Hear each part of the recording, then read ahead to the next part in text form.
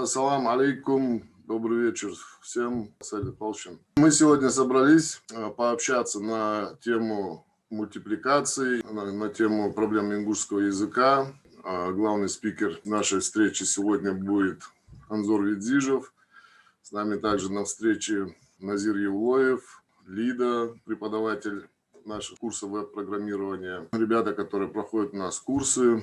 Во-первых, хотел бы, обратившись к главному спикеру, спросить, с чем связана вот эта вся история, что сподвигло вас на эту инициативу, на вашу работу в области озвучки мультфильмов на ингушском языке и, в общем, работе вашей в этой отрасли. Салам алейкум, алейкум. Отвечая на этот вопрос, конечно, это сподвигло нас одно обстоятельство, которое беспокоит и всех, кто находится и за рубежом, и в российских городах, крупных городах, мелких, всех тех, кто находится вне Родины, вне Ингушетии. Да и в самой Ингушетии тоже эта проблема существует. Это то, что мы и наши дети забываем свой язык, мы забываем, соответственно, а дети его и вовсе не знают, потому что они растут на зарубежных, на российских мультипликационных фильмах. Естественно, с самого детства, с самого рождения они впитывают этот язык, эту культуру, и в дальнейшем, после того, как фундамент уже заложится, после того, как все это сформируется, дальше как-то выкорчевывать это или менять на другой язык бывает весьма сложно. И эта проблема, естественно, нас, еще будучи в Москве, в культурном центре «Единство», наши ребята из нашей организации организовали процесс озвучки различных мультфильмов на ингушский язык на базе фонда Карачаево-Балкарской молодежи «Эльбрусовет». В принципе, эта идея, может быть, и не нова, может быть, кто-то и до нас это делал, но в таком постоянном режиме, на более или менее профессиональном уровне мы это начали делать в Москве, сделали несколько проектов, а потом, когда я уже сам переехал в Ингушетию, всю эту наработанную базу мы перенесли уже в Ингушетию. Наши ребята купили оборудование, построили студию звукозаписи, пригласили тех же специалистов, которые у нас работали в Москве. Это Расул Атмурзаев, режиссер дубляжа, режиссер-постановщик, и звукорежиссер, инженер по звуку Чачаев Замир. И таким образом наши ребята начали работать и в Ингушетии тоже. На ингушской площадке наша студия озвучила известный фильм «Home», мы его назвали «Нана Ляхта», и это один большой фильм, который разбит на 12 частей. Ну и дальше мы начали озвучку популярного мультфильма «Король Лев», презентация которого состоялась в 2018 году. И вот последняя работа наша, уже вышедшая, это мультфильм «Мадагаскар» на ингушском языке. И практически уже закончили, ждем окончания работы над аранжировкой. Мультфильм «Отважный джигит» наших дагестанских друзей. Ну, коротко такая информация по той работе, которую мы делаем в рамках проекта «Студия Фурток» и клуб ингушского языка «Метте Гоузел». Назир, хотел бы тебя спросить, как человека уже тоже длительное время живущего за рубежом, насколько в Германии ощутима эта проблема среди детей, растущих в иной языковой среде? Ты прям по-больному как дашь, ты. Конечно, это проблема. И Германия ничем не отличается от любой точки мира. Единственное, что в Германии ингушский язык, он, в отличие от России, он немножко германизирован. То есть, если, допустим, в России те, кто худо-бедно говорит на ингушском языке, они говорят таким вот с русским акцентом, то здесь это происходит именно с немецким акцентом, и слушать ингушскую речь с немецким акцентом, это бывает как-то вот не камильфо. Еще несколько лет назад мне как бы приходила такая идея, я даже по этому вопросу ездил в Бельгию, где самое большее количество наших соотечественников, и делал там встречу с ними. И мы хотели сделать программное обеспечение через интернет для того, чтобы родители могли своих детей сажать просто дома вот за компьютером и изучать ингушский язык, и вместе с этим языком наши адаты, традиции, историю, что-нибудь наши вот сказки, присказки, фольклор наш, вот этот, ну, чтобы вот понимали, что действительно, кто живет в Европе, он как бы в первую очередь, он ингуш. Должна быть фишка, которой нигде нету. В чем заключается эта фишка? Нужны дневники. Каждого ученика нужен дневник, куда преподаватель, то бишь администратор, кто создает вот это все, он бы ставил там оценки, записывал туда домашние задания, и был бы классный журнал, как бывало это вот в нашей школе, где вот он будет ставить эти оценки, переводить все туда. И родители дома на своих детей могли бы контролировать именно вот этот вот процесс, как учится его сын. И тут видит он, что, какие замечания, какие пожелания, на что родителей там нужно обратить внимание, там, усидчивый, неусидчивый, там хулиганит, там много разговаривает, лишнее мешает. Все он там пишет, и, значит, вот этот воспитательный процесс уже между родителями и детьми, чтобы там все это записывалось, и чтобы это сохранялось. В конце, значит, выводится как бы вот итоговая оценка, задаются домашние задания, и эта тема, она могла бы быть интерактивная. То есть связь, я не знаю, правильно я выразился, связь, допустим, с классами, где-нибудь в ингушской школе, где, ну, по крайней мере, хороший интернет. Но вот связь с ними. И то есть вот этот обмен, вот этот диалог. Кстати, вот этот диалог, это вот тоже в рамках твоей большой программы, Хусейн, инновации горизонтальных связей, она укладывается туда, в этот пробег. Но просто здесь расходуют чуть побольше. Тут и надо как-то вот это все систематизировать, надо создать эту площадку и ее протестировать, самое главное, сначала. Вот. Теперь нужны преподаватели. Допустим, вот в Дискорде то, что вот мы делаем, обучаем IT веб-программированию, там изучаем разные языки. С этим мы справляемся. Но мы же с тобой понимаем, что этого мало. Мы же понимаем, что для развития, для 500-тысячной армии ингушей, из них, допустим, сколько там тысяч нуждаются в языке? Ну, 100 тысяч, наверное, точно нуждаются. Этого мало. И в этом процессе нужны классы. И этих классов должно быть много. Не один класс. И, соответственно, и преподавателей должно быть больше. Извиняюсь, я тебя перебью. А как ты думаешь, насколько контент на ингушском языке при его наличии, развитии, вот, мультипликации там каких-то передач детских для молодежи, насколько он востребован, насколько он может повлиять на формирование? Я понял твой вопрос. Я думаю, что вот этот вот контент на ингушском языке, знаете, вот когда я вот с Анзором записывал видео, Анзор сказал одну правильную вещь. Он сказал, если мы в своих переводах, допустим, употребляем какие-то вот никогда слова, которые человек никогда не слышал, но на ингушском языке. То есть, если мы говорим сложно, вот по сути, вот мы взрослые, да, поколение, мы же говорим о младшем поколении. Вот если говорить с точки зрения взрослых, вот как мы сейчас, конечно, это необходимо. Тут, а если мы говорим с точки зрения, как это более правильно упаковать в голове вот подрастающего поколения, мне кажется, тут перебирать вот с этими вот словами, которые и мы не знаем. И вот я сейчас вот перехожу на ингушский язык. Вот вот бутсу волоче, маснен кет булыш бо дашаш да дуц дезрыш. Да геттер корги чаин сокамел ди эфтече азягр фуд ожи кет дац. Феалер цуй.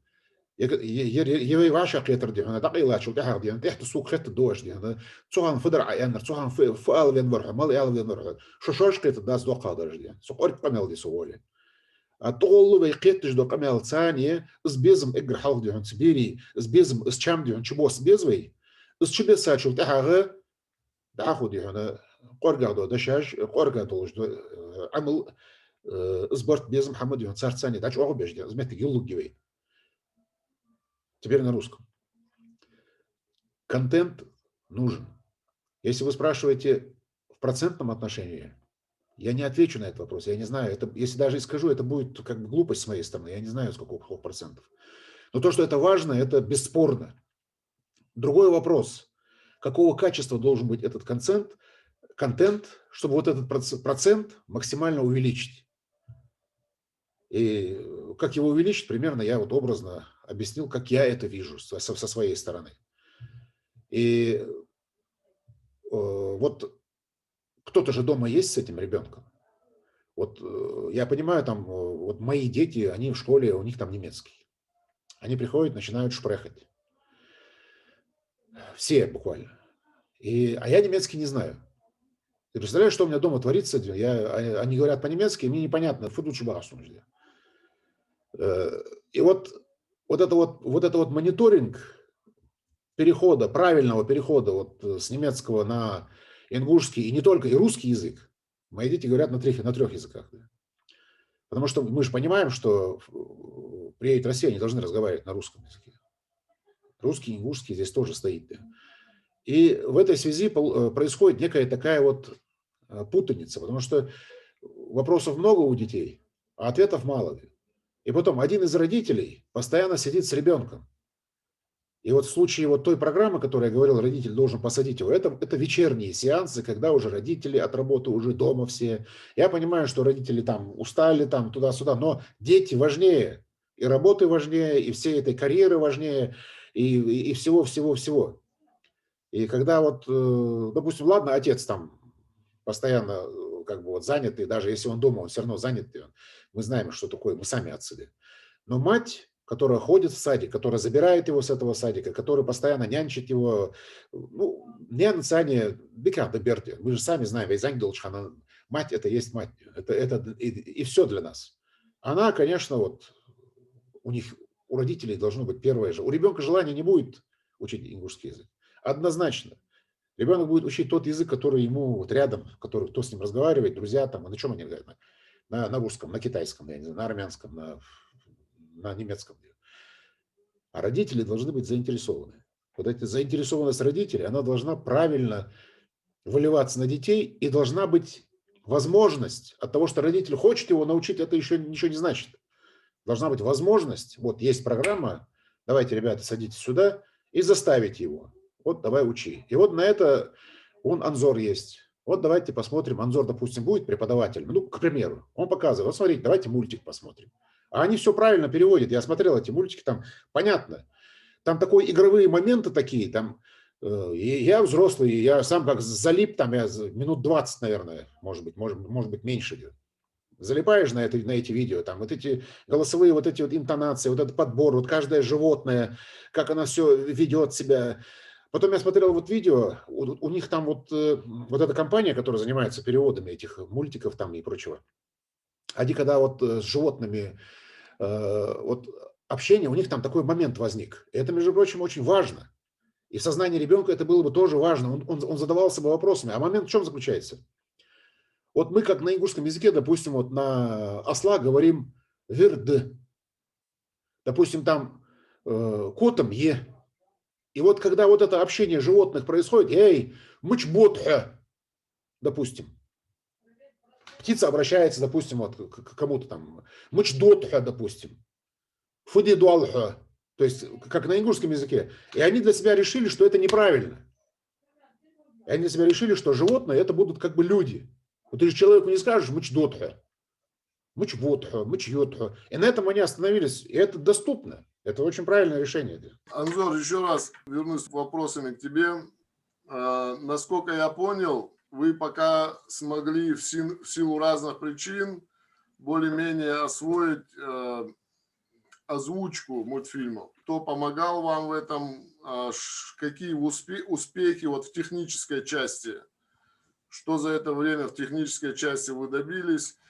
И вот в области мультипликации непосредственно, потому что на данный момент, как я понимаю, вы озвучиваете не свои мультфильмы, и насколько сложно создание своих мультфильмов, насколько это как бы энергоемко, насколько это финансово емко, какие перспективы в этом вопросе, какие перспективы вообще возникновения и развития ингушской мультипликации.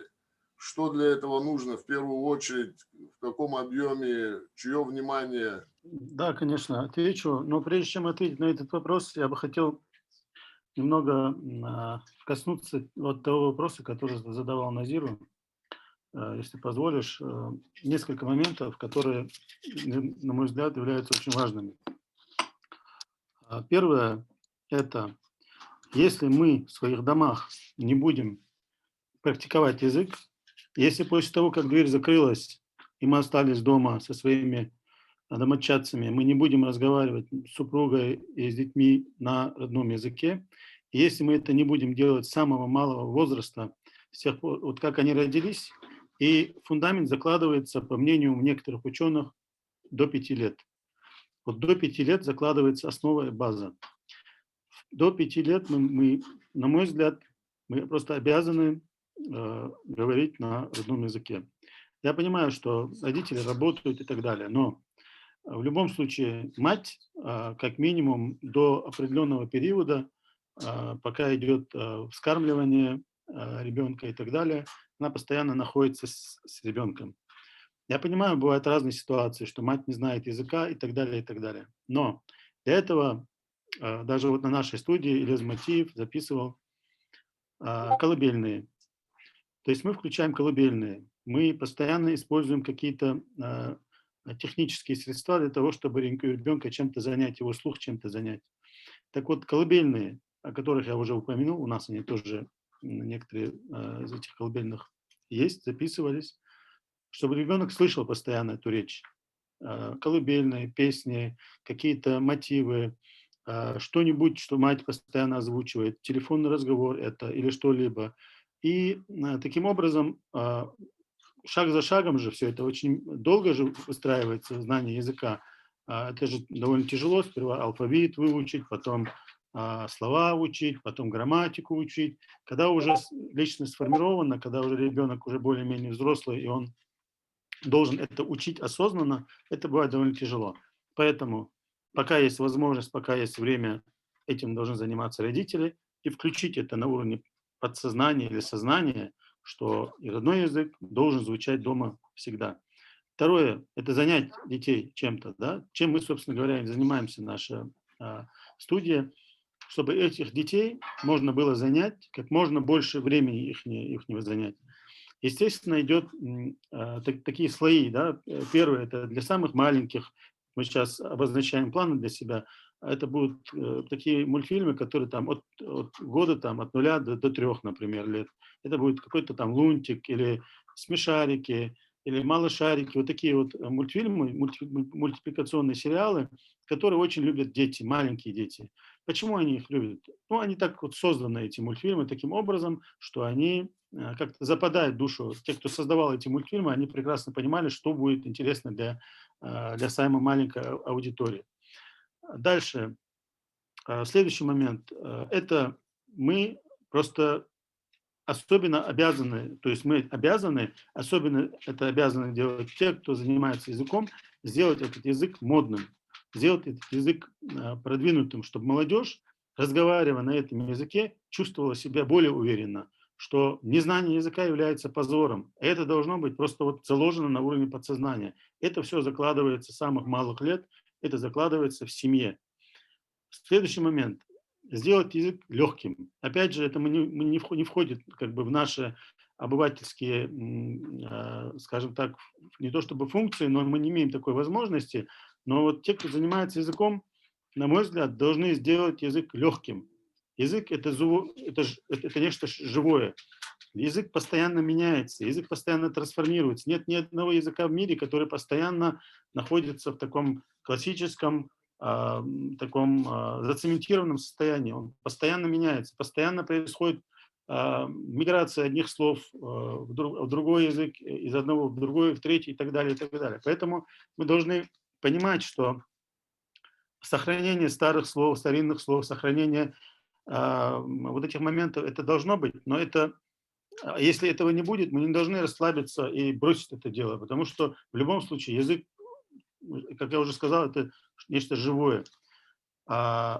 И один из, как уже Назир обозначил, одно из таких движений, которые мы делаем, это в каждый мультфильм вкладываем примерно по 5-6, может быть, до 10, но, как правило, не до 10, а, как правило, 5-6-7 слов, старинных слов, чтобы эти слова звучали в контексте, это было легко узнать.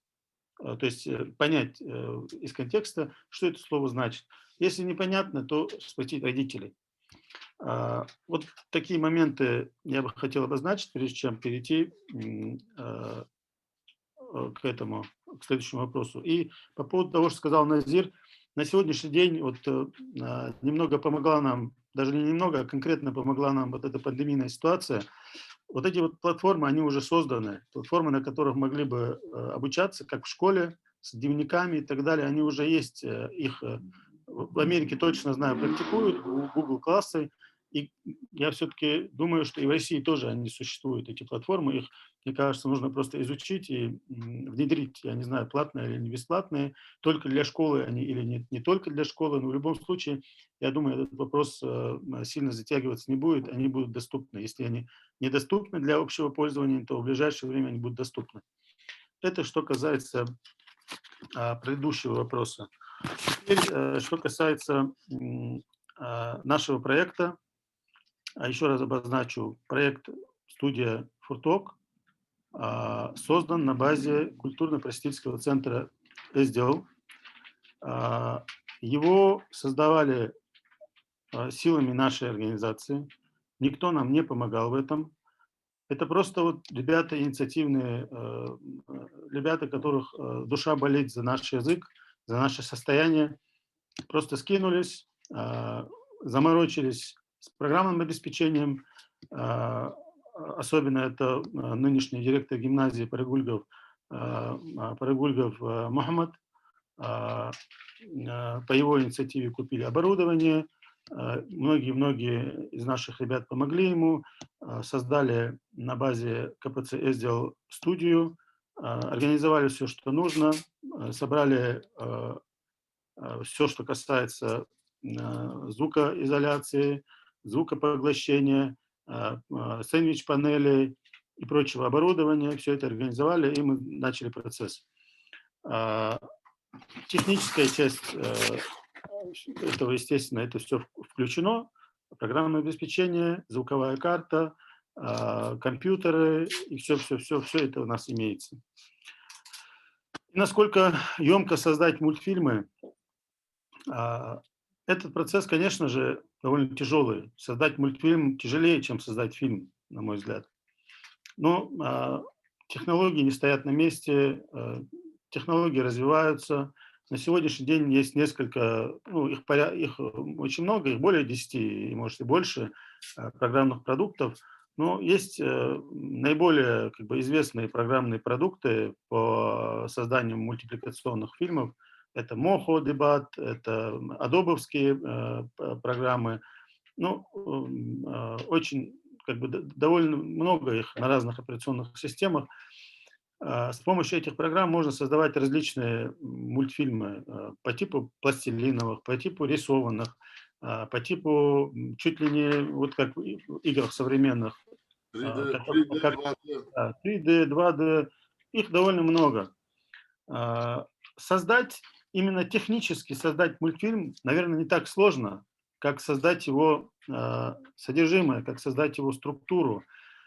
И сделать это таким образом, чтобы этот мультфильм был актуальным, чтобы он был живым, чтобы он цеплял, особенно маленьких детей, и чтобы мы могли через мультфильмы доносить очень важную информацию, в котором есть культурный код, в котором есть SDL, то есть передача вот этой информации, язык, само собой, который тоже включает в себе все эти параметры, и SDL, и культура, все частично находится в самом языке. Так вот, создание именно с режиссерской точки зрения этого мультфильма является наиболее важной составляющей. Технически, да, мы технически можем даже нанять людей, отдать сюжет, отдать сценарий и за деньги купить, сделать, то есть техническую часть сделать. А вот создать саму суть, саму такую сердцевину ее, вот это самое тяжелое. При этом в этом процессе должны быть задействованы все и языковеды, и литераторы, и психологи, особенно детские психологи. В общем, и актеры, ну, может быть, актеры и не столь важно, потому что мы поняли, что озвучиванием мультфильмов могут заниматься абсолютно любые люди при грамотном подходе к этому вопросу звукорежиссера и, в первую очередь, режиссера дубляжа.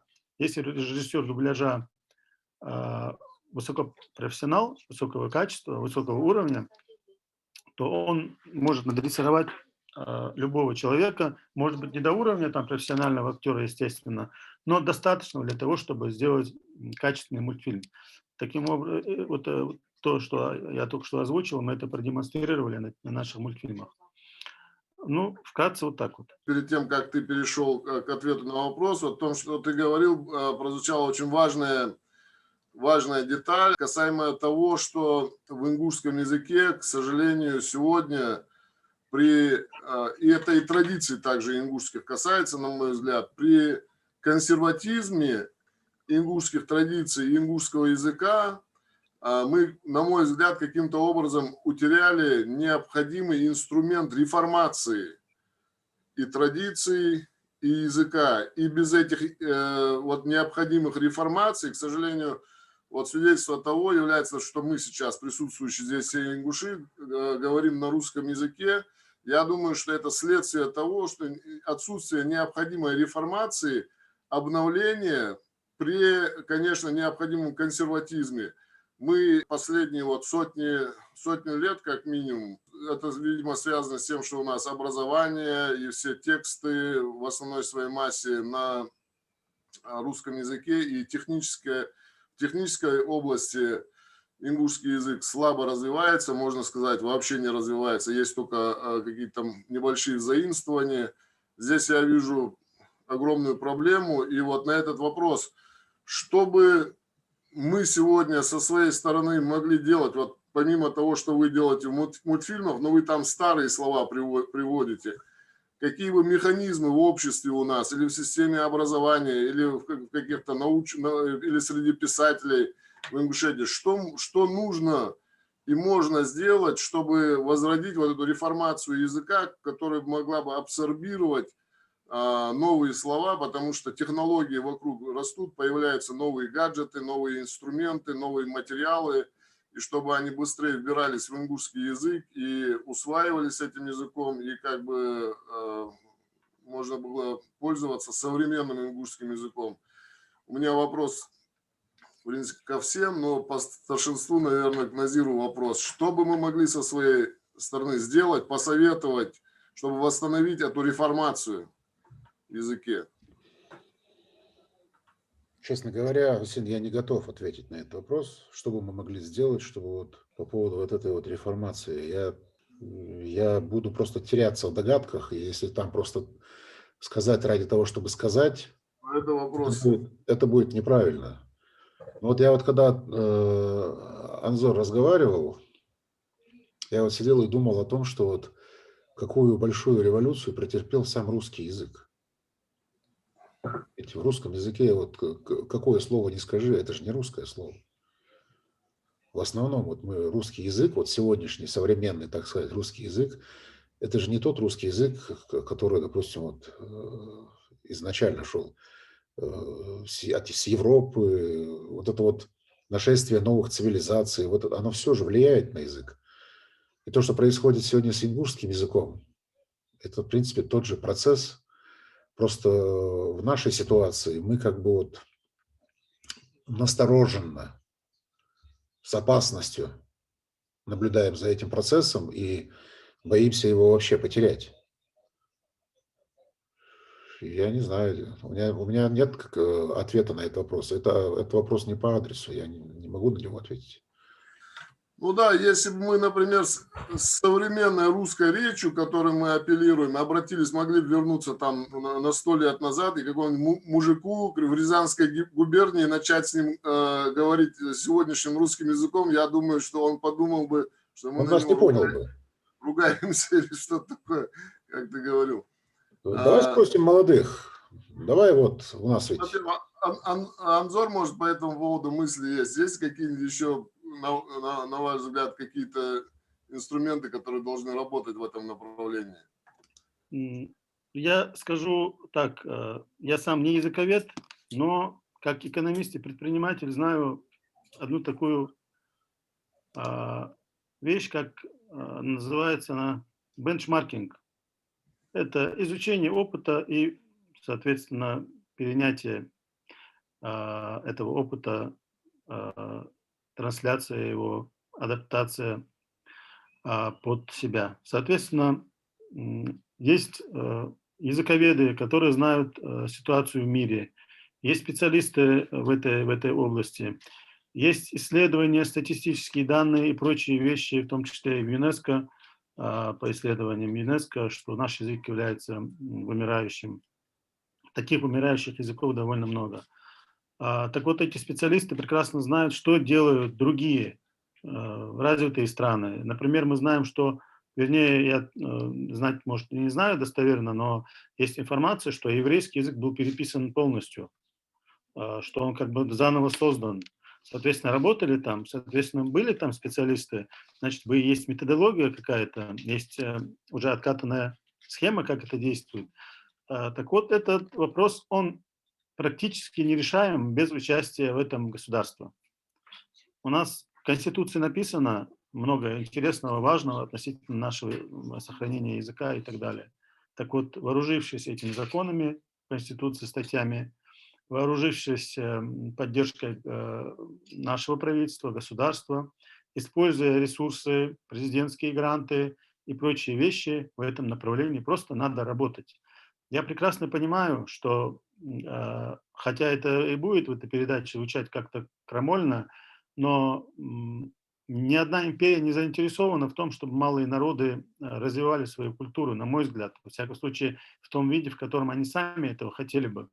Соответственно, они, может быть, и не специально, и не осознанно, не целенаправленно, но все-таки они наседают на малые народы, и ихняя культура, она пронизывает, потому что телевидение на русском языке, мультипликация на русском, все пронизано русским языком. В данном случае я про Россию говорю. А если все-таки не помогать, если Россия, в данном случае Россия и правительство России, и дальше уже наша республика не будет уделять этому серьезного внимания, не так, как это у нас сейчас делается. Вот декада ингушского языка, вот мы 10 дней там пробормотали что-то и все, и забыли. Но это должно быть постоянно. Не сокращать часы в школах, не сокращать, не делать это факультативно, не делать это хитрыми какими-то способами так, чтобы можно было уйти от необходимости изучать язык. Ведь все это делается, на мой взгляд, может и не специально, но понимая, что люди будут действовать именно так. Поэтому нам нужно использовать все инструменты, которые у нас есть. У нас есть инструменты, мы можем их использовать, но эти люди, которые будут заниматься этим языком, они должны быть полностью погружены в это. Их не должно касаться материальная его составляющая. Они не должны беспокоиться о том, что им надо кормить свои семьи, что им надо думать о каких-то других вещах. Они должны быть полностью обеспечены и работать в направлении сохранения и развития ингушского языка. Трансформация его, модернизация его, все, что с этим связано, это должны делать специалисты. Четко понимая схему, четко понимая направление движения и видя конечную цель. Иначе такими вот горизонтальным образом это сделать довольно тяжело. Разве что это можно сделать, создав очень мощный флешмоб какой-нибудь, не знаю, бывают же такие вещи, которые, например, там, этот вот, который там соль сыпет, например, пустил этот мем, и все, и весь мир теперь пускает эту соль на стейке, я имею в виду. Вот такого характера, что-то такое серьезное, которое взрывает социальные сети, если такие фишки будут использованы, да, это может быть использовано и на горизонтальном уровне. Но пока этого нет, в любом случае, такие вещи, как язык, культура, искусство и так далее, они сами по себе не живут без поддержки государства. Мы просто обязаны смотреть на это с этой точки зрения и добиваться того, чтобы государство поддерживало и помогало нам. Иначе тяжело это будет сделать. Тот же самый вопрос адресую. Лида, к тебе тот же самый вопрос. Что сделать для того, чтобы возродить реформацию языка? Что сделать так, чтобы он обновлялся, убирал в себя какие-то новые современные слова? Твое мнение, пожалуйста. Ну, стоит начать с того, что я все-таки с пригородного района. Я живу в Карца, ранее это место называлось Планочка, если мы по-ингушски называем это место. Я живу в месте, где творится полнейший интернационал, живет. У меня буквально справа живут грузины, слева русские осетины, справа через дом азербайджане, напротив ингуши. Пару лет назад съехали корейцы. Вот в таком примерном месте я живу. Мне повезло, я училась в Ингушетии всю свою жизнь, но приходилось ездить. Это ничего страшного. Ингушский язык у нас с детства в семье и родители говорят, и бабушка с дедушкой, и дедушка только на ингушском говорил. Хочешь пообщаться с дедом, иди говори на ингушском. Так что особенно не было вопроса, знаешь, ты не знаешь язык. Теперь вопрос касаемо того, что нужно сделать. Ахмед говорил о том, что можно вести преподавание, учебники, получается, в школах на родной язык перевести. Не получится, так как мы живем, получается, на территории России. И опять же, язык является государственным, это русский язык.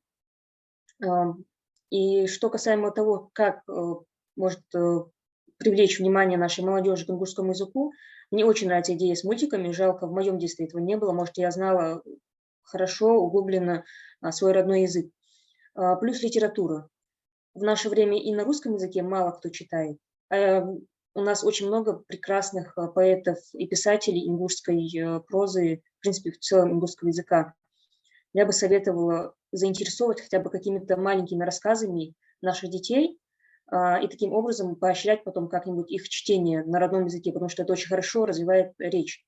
На примере моего младшего брата, он меня младше на 11 лет, и у нас в семье получилось так, что он живет, он как раз и вырос на улице, где мы сейчас живем, где, опять же, у нас 4-5 народов живет, и общим языком для разговоров является русский.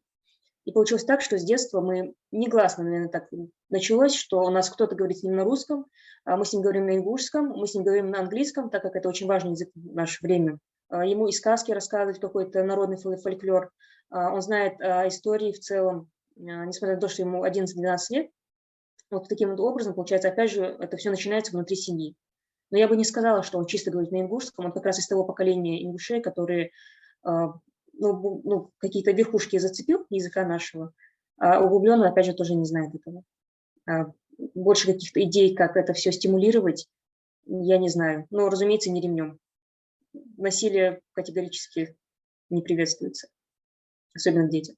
Следующий вопрос. Анзор, востребованность специалистов вот в области, в которой вы начали работать, специалистов по озвучке, инженеров, специалистов по мультипликации, насколько она острая стоит для вас и вообще вот в этой индустрии, тебе, наверное, это известно, насколько перспективно сейчас для молодежи приобретать профессию в этом направлении, насколько это востребовано и интересно может быть, если можно это сказать, озвучить, каких денег для вас там стоит, если вы нанимаете каких-то специалистов, за какое время, какие там гонорары могут быть в этой области, что бы ты мог сказать? Да, конечно, чем шире будет спектр специальностей, которыми будут заниматься наши люди, тем лучше. Это в целом, если сказать. Ясное дело, что воспитав любого специалиста по любому направлению в сфере мультипликации, фильмов и так далее, мы его не сможем заточить только под ингушскую тему, потому что у нас всего 500 тысяч. Востребованность этого специалиста, его загрузить так, чтобы он мог спокойно зарабатывать на этом деньги, загрузив его только нашей тематикой, будет довольно-таки тяжело, во всяком случае, сейчас. Возможно, в будущем. Это должно быть очень серьезное финансирование.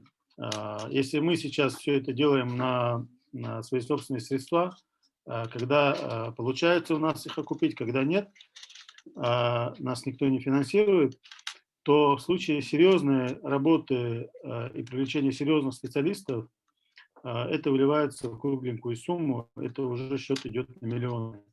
потому что специалисты в области мультипликации, то есть люди, которые знают да, элементарные, ну не элементарные, но это такие программы, как Adobe Animator, не знаю, Easy GIF Animator, Pivot Animator и так далее, вот эти вот программы, они, их небольшое число специалистов вообще в России, их не так много.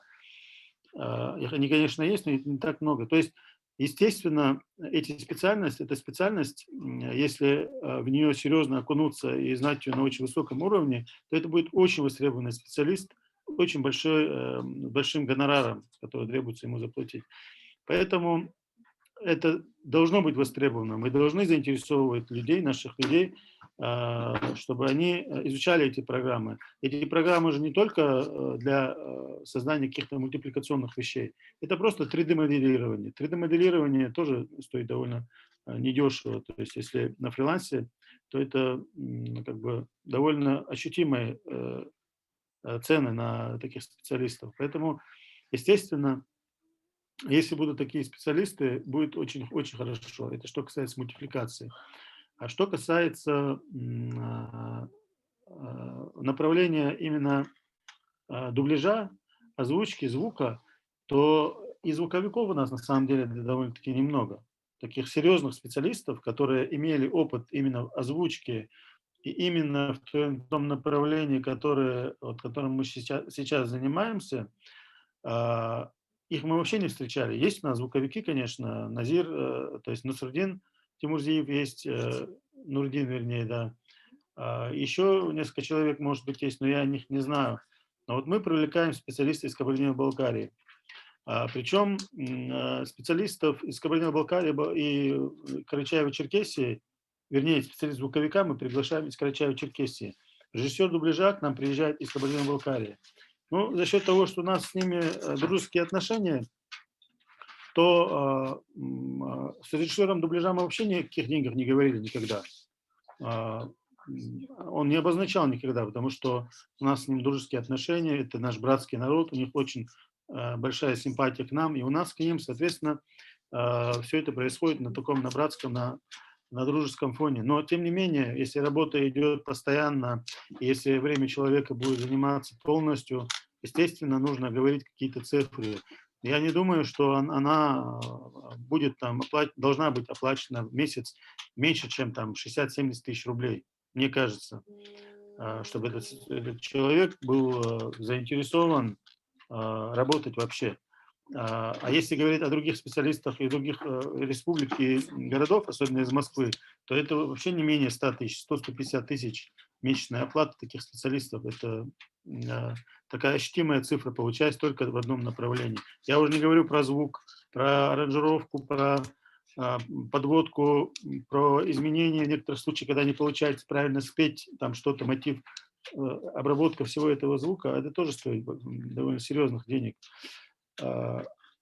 Поэтому все эти направления нужны, все эти направления важны, и если кто-либо займется этими направлениями, я уверен, он сможет заработать на хлеб с маслом и с икрой, и с черным, потому как это востребованное направление. Особенно востребованное направление 3D-визуализации и анимации. Как ты думаешь, возможно ли самообучение в этой области или наподобие той площадки, которой вот мы сегодня проводим курсы веб-программирования, возможно ли обучение на такой площадке или на подобной, или самообучение? Как я уже чуть ранее говорил, само овладение самой программой – это, наверное, меньше из того, что он должен знать. Освоить, где какие кнопки, какие сочетания, как чего создавать и так далее – это важный аспект, конечно же, но понимание самой мультипликации, понимание того, как это все нужно составлять, что нужно делать при этом, это несколько более творческая и работа, требующая более такого профессиональных знаний. Поэтому можно начинать с этого. Можно начинать самообучение в области 3D и анимации. Можно, я считаю, даже нужно на той площадке, на площадке инноваций горизонтальных связей, вот так же, как и мы по программированию, по программированию организовать. Но это начало все равно. Мы должны понимать, что мы не сможем это сделать быстро. Мы должны создать группу, отобрать тех, которые заинтересованы, которым это легко дается, и которые видят в этом перспективу для себя, которые видят в этом, что они могут зарабатывать, что они могут, сидя дома, заниматься работой и выполнять самые сложные задания, в том числе и для зарубежных компаний. Поэтому считаю, что возможно и даже нужно, и если мы сумеем найти преподавателя, и желающих должно быть много. Но при этом нам надо подготовиться, нам нужно создать не только информационный фон для этого, не только объявить о том, что есть такие курсы, но и очень грамотно, широко показать это наглядно, что это приносит серьезных денег. Иначе на патриотизме и на энтузиазме не так много таких вот людей, как наша команда, которая на энтузиазме может довольно долго работать. Но мы, как уже состоявшиеся люди, которые имеют какой-то где-то свой бизнес, где-то другую работу, и которые занимаются этим, понимая, что это для общества и для общественной деятельности это очень важно.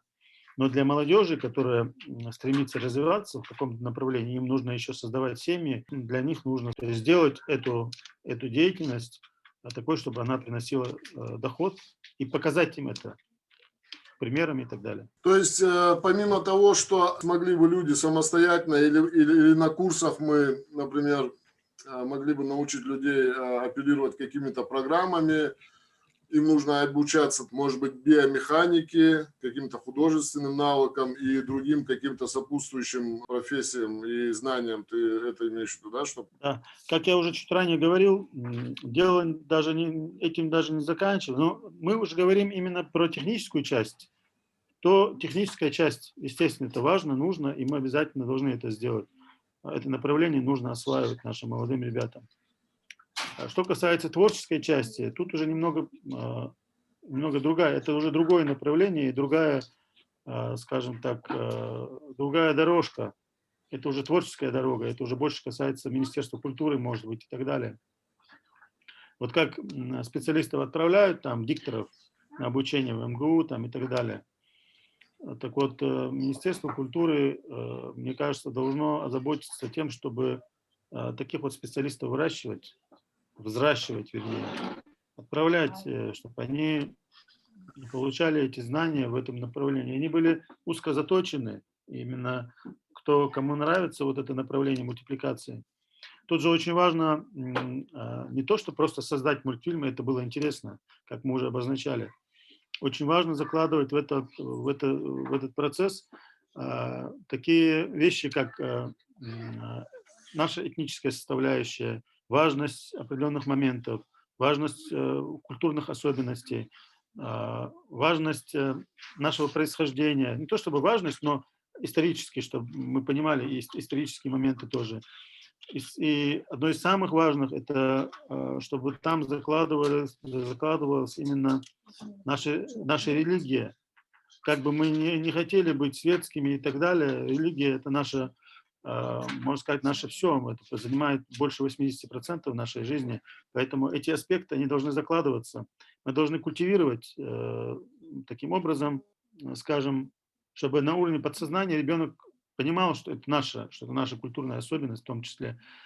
И для этого, естественно, нужны свои сценаристы, свои режиссеры, постановщики, и, естественно, при составлении сценария все эти моменты обязательно необходимо учитывать. Здесь вот в связи с тем, что ты сказал, что контент делать только на ингушском языке, только для ингушей, это может быть как, учиться именно для этого не может быть перспективно. Но я думаю, что сугубо для Ингушской области обучаться там и нету каких-то отдельных инструментов, программ, механизмов. Обучаясь, он как бы становится специалистом, который может создавать мультипликацию, которая будет использоваться на разных языках. Если, например, контент, который вы сделали мультфильм сделали на ингушском языке, также вы его можете переводить там и на русский язык, и на немецкий, и на английский, и тиражировать, и получать доходы. А я знаю, что вот эта область мультипликации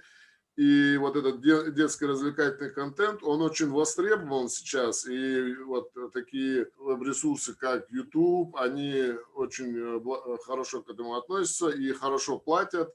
И многие люди хорошо на этом зарабатывают. То есть, создавая какой-то аутентичный, свой уникальный продукт, когда вам удастся уже создавать свои мультфильмы, помимо того, что дети ингушские смогут с помощью этого контента изучать ингушский язык. Также люди, которые будут работать с вами в этой области, в тот момент, когда вы переведете, озвучите также это на другие языки, смогут получать и доходы с этих прокатов, как я понимаю, так? А если вы сейчас озвучиваете там иностранные и советские старые мультфильмы, за которые вы не можете за прокат получать деньги где-то в кинозалах и так далее, то есть в тот момент, когда вы сможете создавать уже свой полностью и мультфильмы, и озвучку, то есть вы сможете это получать коммерческий интерес уже и вместе с людьми, которые с вами в этом работают. Так я понимаю? Ну, частично так. Даже больше скажу, что хотя в экономике так заведено, так как я экономист, что сперва нужно запланировать бюджет под любое дело, но все-таки этот вопрос касается, вернее, этот вопрос немного другого характера. Когда мы уже составили план, когда у нас есть уже видение того, что мы в итоге получим, когда цель видна, нас деньги волнуют в самую последнюю очередь, потому что мы точно знаем, что деньги появятся тогда, когда мы уже будем готовы осваивать эти деньги. Потому что интересная идея, его актуальность этой идеи, актуальность этой проблемы, необходимость всего этого дела, это все лежит на поверхности. Любой знает, что это необходимо. После того, как мы создадим соответствующий план и его анонсируем, и покажем, каким образом мы будем двигаться, есть очень большая вероятность, что под это дело финансирование найдется. Естественно, мы должны, как я уже раньше говорил, пользоваться и грантами, и государственной поддержкой и так далее. Благо, на сегодняшний день этой поддержки хватает. Поэтому все, что на сегодняшний день требуется, это создать четкий, грамотный, прописанный проект. И тогда любое финансирование мы можем перемолоть и выдать нормальный продукт. Чтобы делать что-то новое, в первую очередь нужна идея, что мы хотим сделать и для кого. Для детей? Тогда давайте думать о том, что для детей интересно, для маленьких детей что интересно. Давайте возьмем элементарно за основу, там, не знаю, любой другой мультфильм, не знаю, смешарики, например, какие-нибудь и так далее. Давайте сделаем этих смешариков, не знаю, в национальном стиле, с национальными орнаментами и так далее, и так далее. Сколько у нас? Чтобы обязательно были башни, чтобы обязательно упоминались наши топонимы, гидронимы и другие онимы, чтобы все это с детства закладывалось. Соответственно, если мы, прописывая сценарий, будем использовать все, что у нас есть, естественно, все это сохраняется, это все уже на века. Сегодня мы, вот, те, кто из пригородного района, знаем, что Планыш называют Карца, Чермен, Базоркина или Мочхурт, который должен называться Мочхурт, Валай всегда называют почему-то Чермен. Почему? А вот такие вещи и нужно закладывать. Я вижу, что Такситишин, например, делает это у себя.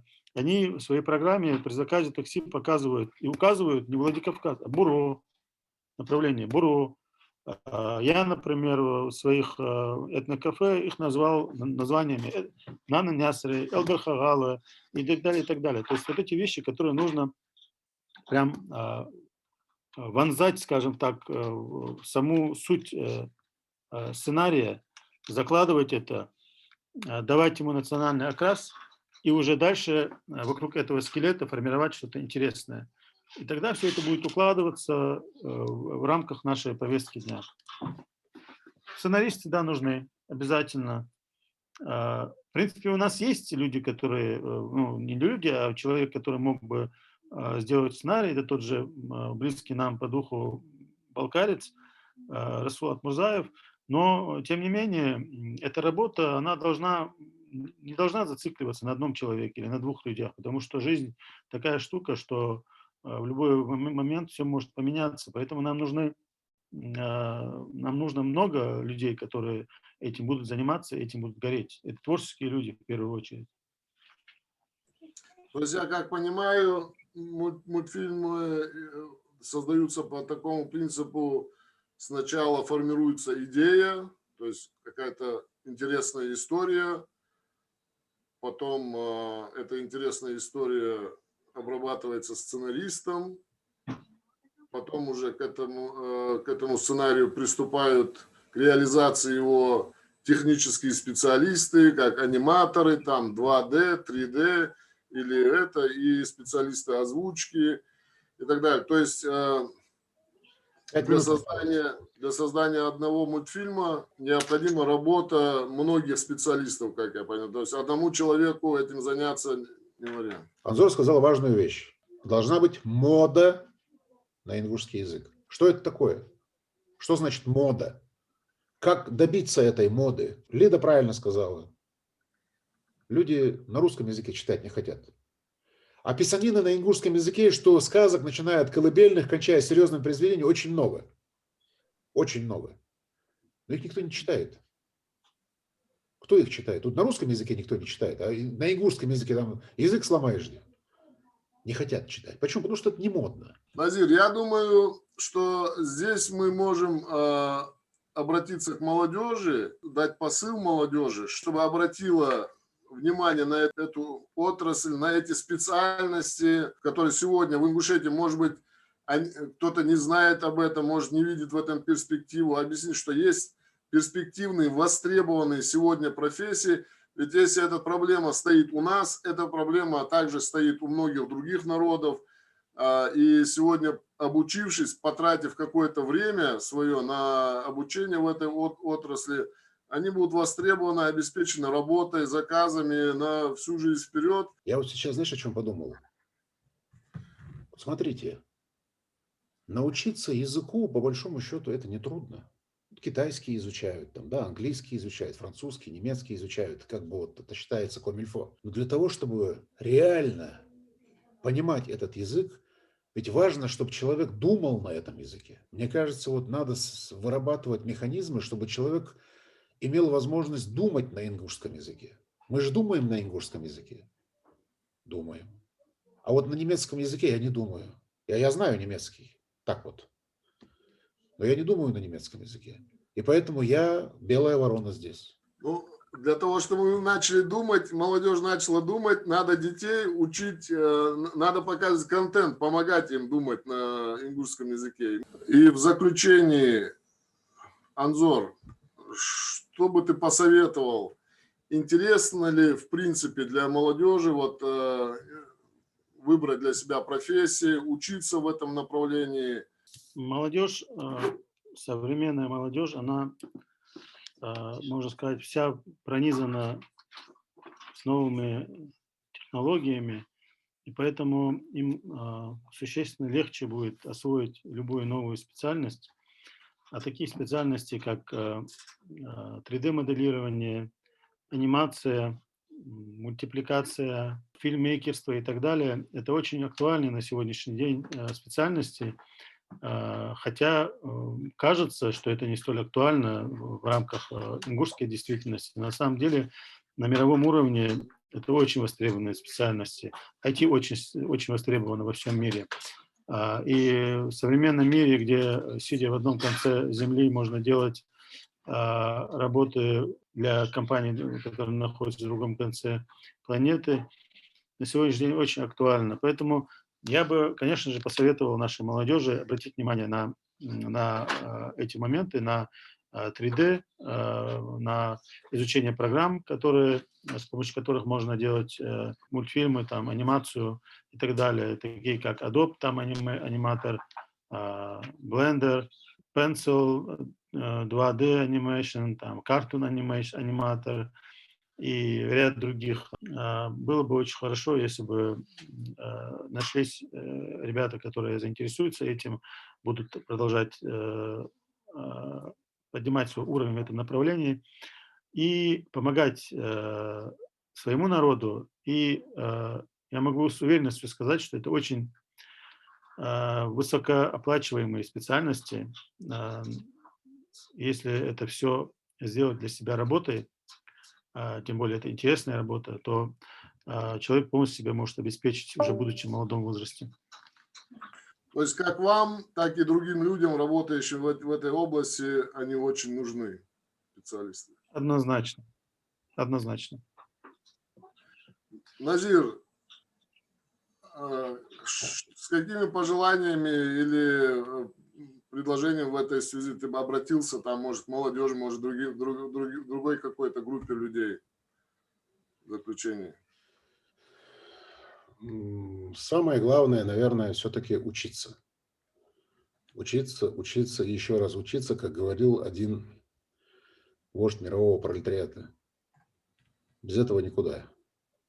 Что касается ингушского языка, то тут бесспорно нужны механизмы, и вот тот механизм озвучка мультипликации, создание возможностей делать мультфильмы именно вот на ингушские мотивы, по ингушским сказкам, и вырабатывать моду на ингушский язык, как здесь было раньше озвучено, этим нужно заниматься и на полном серьезе. Это вещи, которые нельзя откладывать в долгий ящик. В итоге мы можем рискнуть тем, что мы ящик этот не откроем больше никогда. Совершить небольшую революцию в головах у себя, понять, что нависла реальная угроза.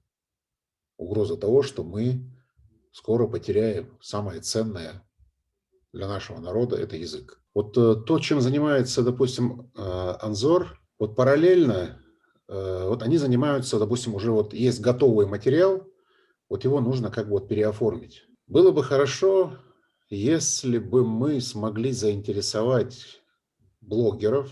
Этот пускай будет тоже посылом, к примеру, вот нашим ингушским блогерам, ютуберам, допустим, тиктокерам, неважно, создавать каналы, детские каналы, где они будут заниматься детьми и вот работать над тем, что вот записывать вот этот контент, и где ребенок будет говорить на ингушском языке, создавать какой-то сюжет, создавать какую-то историю, допустим, вот элементарно вот в доме. И в доме, в домашних условиях, где-то, может быть, в школе, где-то, может быть, с детьми. Вот просто вот бывает так, что вот ходить за ним с этой камерой, и вот именно вот ингушское вот это вот воспитывание через ребенка, вот этот детский контент. Потому что очень много, я вот знаю, мои дети, допустим, тоже наблюдают вот Мистер Макс канал, Мисс Кэти. Я вот сейчас просто вспоминаю, вот они сидят в Ютубе и смотрят за ними. Ну, для меня, для взрослого, конечно, это ерунда ерундой.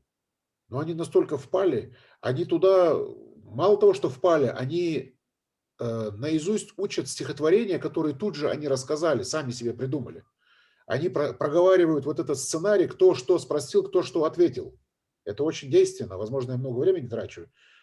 Наверное, вот это вот посыл, это номер 2, чтобы вот создавать блоги именно с детским контентом, чисто вот такие вот бытовые. На этом, наверное, можно будет закругляться. В заключение я хочу пожелать всяческих успехов Анзору, всем соратникам, всем людям, которые участвуют с вами в работе, всем, кто помогает.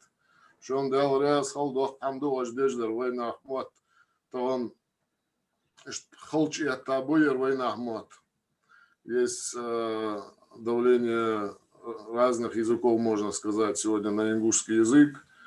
Сегодня актуальнее и важнее этого вопроса мало, наверное, что есть. Вы занимаетесь очень важным делом, очень нужным делом.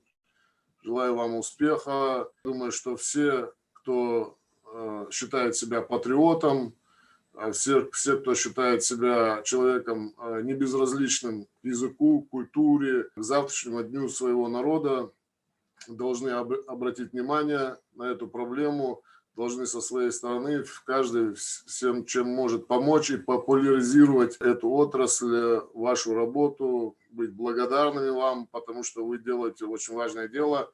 Кстати, знаю, что на днях у вас 4 числа была презентация озвучки мультфильма. Поздравляю вас тоже с окончанием очередной работы.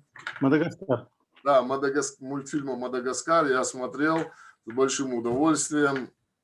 Я думаю, что мы прикрепим ссылку на, если вы не против, прикрепим ссылку на этот мультфильм к этой передаче, в описании этой передачи, чтобы зрители канала могли посмотреть этот мультфильм. Думаю, обсуждение этой презентации – это, наверное, вопрос следующих передач. Ждем от вас с нетерпением ваших следующих работ, потому что они нам всем необходимы. Говоря, слушаем.